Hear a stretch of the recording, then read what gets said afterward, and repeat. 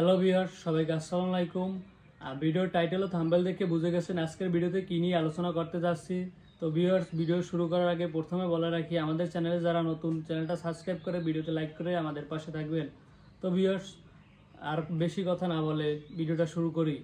তো আমরা যারা রেসার কবুতর পালন করব বা নতুন পালন করতেছি, তো আমরা অনেকেই জেনে থাকি না রেসার কবুতর কীভাবে লালন পালন করলে ভালো হবে, ছেড়ে লালন পালন করলে ভালো হবে নাকি আবদ্ধ অবস্থায় লালন পালন করলে ভালো হবে।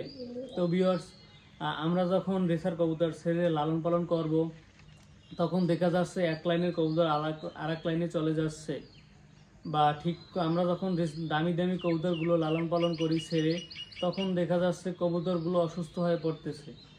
আমরা যখন রেসার কবুতর বা দামি কবুতরগুলো ছেড়ে লালন পালন করব, তখন দেখা যাচ্ছে ওদেরকে ঠিকমতো মেডিসিন দেওয়া হচ্ছে না, বা ওরা ঠিকমতো মেডিসিন পাচ্ছে না, ঠিকমতো সব রকমের খাবারগুলো পাচ্ছে না বা খাচ্ছে না।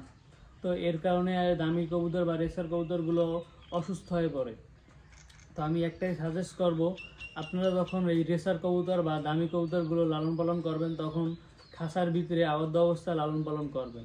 কারণ খাঁচার ভিতরে যখন লালন পালন করা হয়, তখন আপনার কবুতরগুলো যে লাইনের কবুতরগুলো আছে, ওই লাইনের কবুতরগুলো ওই লাইনেই ঠিকমতো ডিম বাচ্চা দিচ্ছে এবং বাচ্চাও হচ্ছে।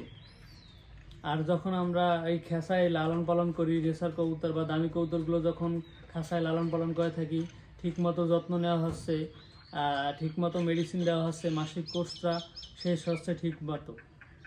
আর যখন আমরা এই রেসার কবুতর ছেড়ে লালন পালন করি, তখন দেখা যাচ্ছে ওদেরকে ঠিকমতো যত্ন নেওয়া হচ্ছে না, ঠিকমতো খাবার খাচ্ছে না, এইরকম আর কি হয়ে থাকে সব সময়। তারপর আপনার যখন রেসার কবুতরগুলো ছেড়ে লালন পালন করবেন, তখন দেখা যাচ্ছে আপনার মাদি কবুতর অনাকাঙ্ক্ষিত ডিম দিয়ে যাচ্ছে। কারণ যখন আপনারা শুধু ছেড়ে না, একটা ঘরের ভিতরে যখন অনেকগুলো কবুতর লালন পালন করবেন, তখন দেখা যাচ্ছে এক লাইনের কবুতর আর এক লাইনে চলে যাচ্ছে। তো আপনার সবসময় খাঁচার ভিতরে একজোড়া কবুতর লালন পালন করবেন, যে লাইনের কবুতর ওই লাইনের কবুতরের সাথে খাঁচার ভিতরে রেখে দিবেন এবং লালন পালন করবেন। তবে সব কবুতর যে লালন পালন করতে হবে খাঁচার ভিতরে এমনটা না। যেমন আপনার দেশি কবুতর রয়েছে, দেশি কবুতরের কথা ভিন্ন। এই দেশি কবুতর আপনারা খাঁচায় লালন পালন করার দরকার নেই, এটা সব সময় ছেড়ে লালন পালন করাই ভালো হবে। আমরা যারা দেশি কবুতর লালন পালন করি, তখন আমরা